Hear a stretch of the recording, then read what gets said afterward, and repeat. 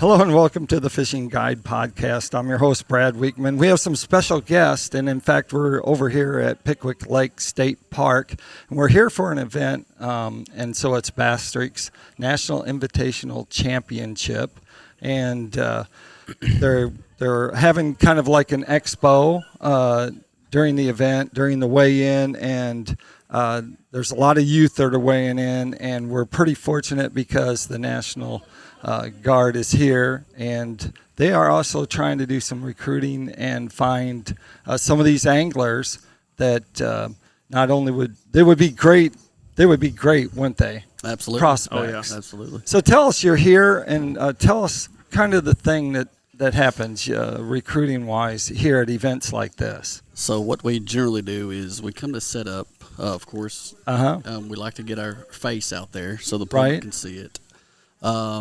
You never know. I mean, some of these events, kids come up all the time asking just hundreds and hundreds of questions. Right. What do we do? You know, what can you do for me? And things along those lines. So some of the things we do have set up in the Tennessee Guard is we have the Strong Act, which is catered to a lot of your high school juniors, seniors, sophomores. What that does is it will pay 100% tuition and fees up to the University of Tennessee at Knoxville. Wow. Which is about $13,264 a year. Wow. But it also covers not just your associates and your bachelors, it also covers your masters up to 39 hours as well. Wow. Mm-hmm. That's amazing. Yes, sir. So a lot of these anglers come up. What are some of the questions they ask you when they come up? What do they need to know?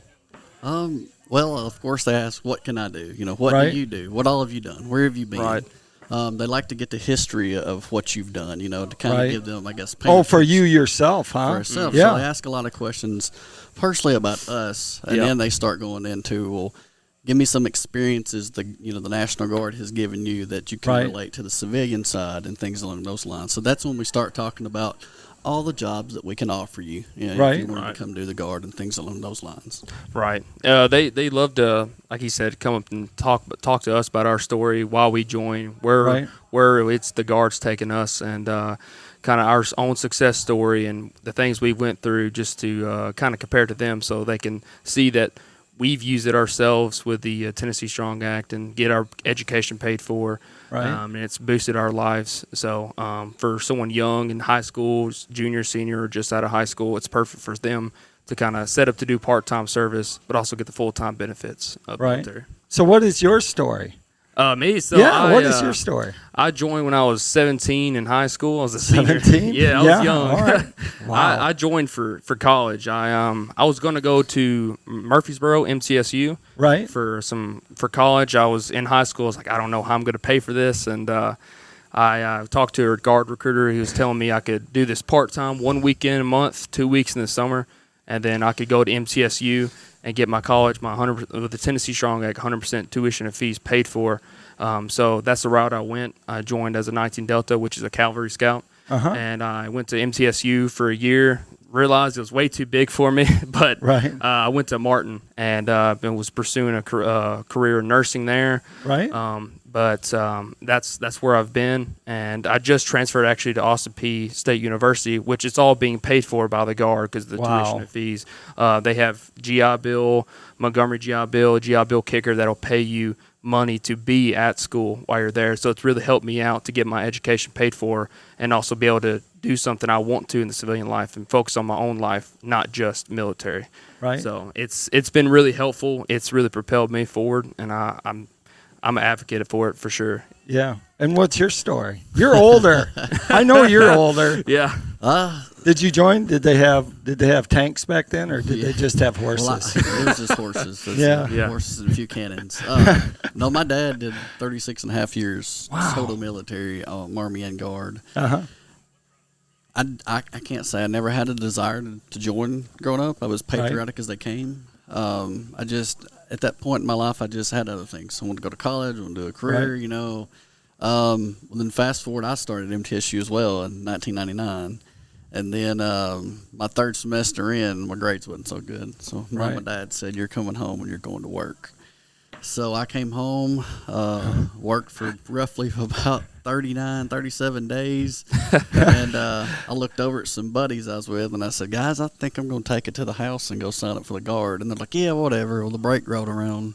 Whenever the bell rang and everybody went to work, I went and signed up for the National Guard. So wow. Shipped out in 2001, came home, September 11th happened. We ended up deploying. My first deployment was Germany. Wow. So I stayed over there roughly 14, 16 months, did that, came back home as a military police officer. Right. And they had another deployment come up down on the border, U.S. border in southwest United States. And one of my buddies was telling me, hey, let's go down here and do this, because it's active duty. You're away from home. We're not married. We're not tied down. So we ended up going down there and stayed there for about almost 2 years. I came back home and then did a tour in Iraq in 2010. Wow. Then came back home and worked on a railroad for roughly 10 years at CSX.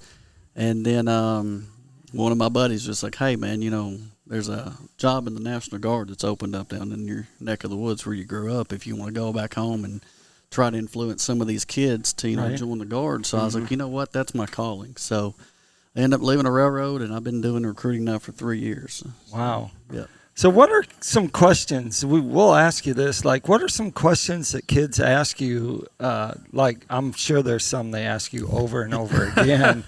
So, tell us the top 5 questions. Well, generally, if you're in an event like this, a lot of them, they want to know what you do.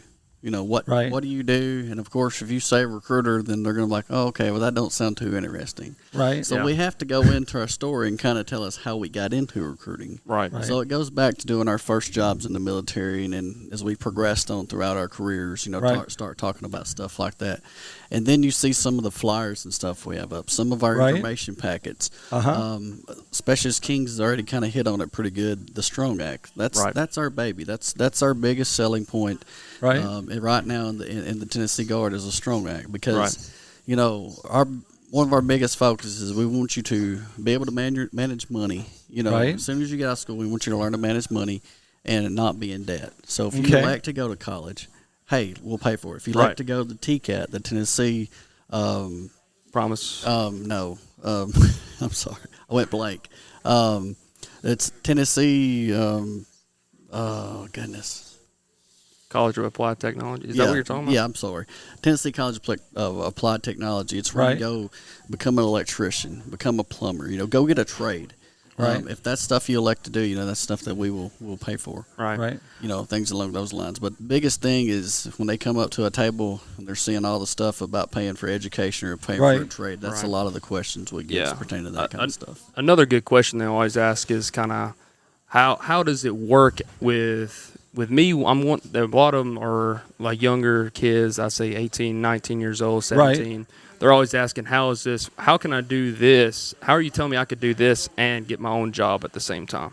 Right. So we have to kind of go into ask them, what's your goals? What's your 5-year goal? What's your plans for your life? And a lot of them, if they're going to TCAT to be an electrician or a welder or maybe let's just say a carpenter or something like that, that's when we tell them, with the Guard, you can get the certificates, and you can also do these types of jobs in the Tennessee National Guard, which will propel them forward, have them job experience, and get the military experience for, later down the road, have their college paid for, and you can work as an electrician and be an electrician in the Guard, and it'll help you out with job experience and just having seniority because you'll come in not being blind into the workforce. You have that experience beforehand. So it propels these kids forward in life. It kind of just jumps them forward past that hump of trying to learn and trying to get into the workforce immediately after high school. And because there are a lot of people who don't keep going to college or drop out just because of trying to keep their scholarships or they can't pay for their college. Right. With us, if you keep a 2.0, we'll pay for all the way up to a master's degree with the Tennessee Strong Act. All right. Do you have to have a degree? Do you have to graduate high school to be in the National Guard? High school diploma or GED. Okay. Yes. Or GED, either one? Either one. Is there any other requirements? How about like physically? Is there some requirements there? So say if you came to me, and I bet they ask you about boot camp too. Well, so you just might as well lay it out there on the table. Well, it's now compared to me and him, I'm a little bit older than him. We've been a little bit longer. Yeah. He don't know nothing about shining boots. Pressing uniform. So that's the stuff we kind of had to do whenever I was in. But you don't do that. We don't do that anymore. No. So basic training, it's just like anything else. I mean, everything transgresses over years and years of doing it. So it's a little different. But I mean, you're still going to do the push-ups and run a little bit in the morning. Might get yelled at a little bit, but. You know what? Those 10 weeks of basics going to go by so fast. Right. Because your day-to-day schedule is so structured from 4 o'clock in the morning to 9 o'clock at night. Right. You're going to know what you're doing throughout that entire day.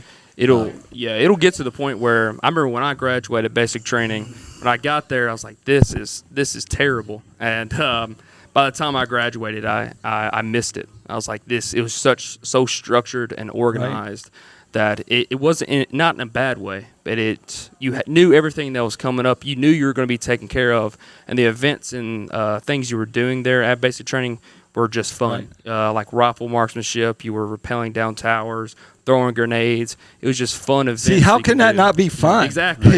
You have to pay to repel if you're a civilian, that's right. And for sure, they don't let you throw grenades if you're a civilian, so you get to do all the fun stuff. And then you're out there shooting the machine guns that are $2 rounds, and you're like, I can use all this. It's free. Just shoot all you want. Yeah, shoot all you. Shoot all the ammo you want. Yeah, pay for the ammo and pay you to be there, But basically, the steps is number one, you got to be able to pass an ASVAB. Okay, and what's that? That's the aptitude test in order to get into the military. Okay. Right now, currently, you got to have a 31 just to get in, but we have a program called the 09 Mike program. Okay. Where if you have a 21 to a 30, we can let you get in. You'll go to an academic course before you go to basic training. Yep. Then you get 4 chances to pass the ASVAB, and if you do, that's when you get to pick your job of what you want to do, where you're going to do it, and then they send you on to basic. All right. So you got to take the ASVAB. You got to pass the physical. That's the 2 things, and then you can enlist. Right. All right, sounds pretty easy. I think your motto is, I am a hometown soldier. That's right. Is that not right? That's correct. Isn't that Sounds cool? Just right. Yep. So it means only Tennessee people are in the National Guard. So you're building relationships and people that you're basically could end up being neighbors. That's right. So the coolest thing about the Tennessee National Guard that I see ever since I've been in is if you want to go on those 28 days out of the month and be a doctor on the civilian side, work in Nashville, but that 1 week in a month you want to go shoot tanks, go do it.